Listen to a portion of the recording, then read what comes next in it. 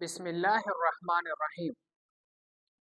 اصول فقہ میں تقسیم ثالث ظاہر نص مفسر محکم کی جو متقابلات تھے اس میں ہم نے خفی اور مشکل کی اجرا کی۔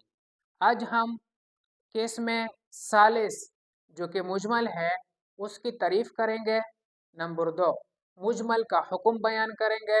نمبر 3 سبب الاجمال، وہ کون سی اسباب ہے جن کی وجہ سے لفظ میں اجمال ہوتا ہے، اجمال آ سکتا ہے، اس کو بیان کریں گے، اور آخر میں مجمل کی اجرا کریں گے۔ تو آج ہم مجمل کی لغوی تعریف کریں گے اور اصطلاحی تعریف کریں گے، اور آخر میں ایک مثال بھی بیان کریں گے۔ الاجمال لغتاً الابہام ماخوذ من اجمل اذا ابہمہ۔ لفظ مجمل جو ہے یہ باب افعال سے اسم مفعول کا صیغہ ہے۔ اجمل یجمل اجمالا فهو مجمل واجمل یجمل اجمالا فذاک مجمل۔ اور مجمل کسے کہتے ہیں؟ ابہام،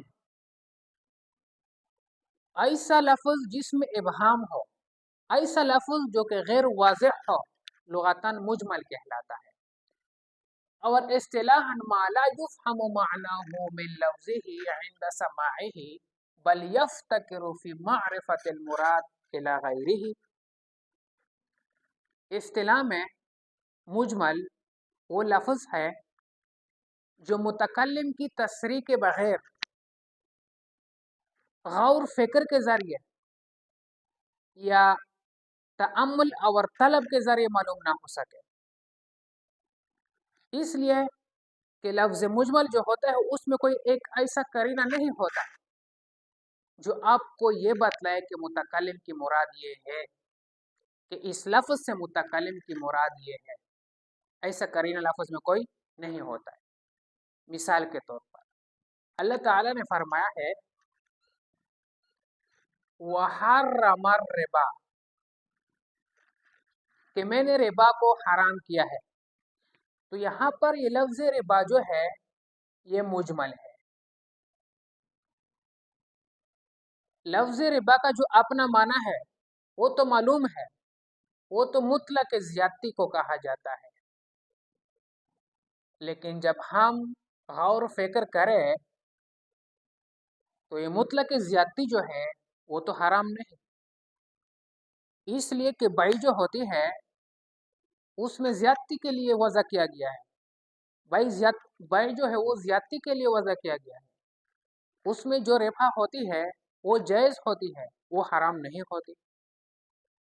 تو معلوم ہوا کہ یہ ربا جو ہے اس سے ایک مخصوص قسم کی زیادتی مراد ہے، جس کو غور فکر طلب اور تأمل کے ذریعے معلوم نہیں کیا جا سکتا۔ اس کو ہم متکلم سے پوچھیں گے، جب تک متکلم نہ بتائے وہ مخصوص زیادتی ہمیں معلوم نہیں ہو سکتی۔ تو نبی کریم صلی اللہ علیہ وسلم نے اس مخصوص زیادتی کو بتایا ہے۔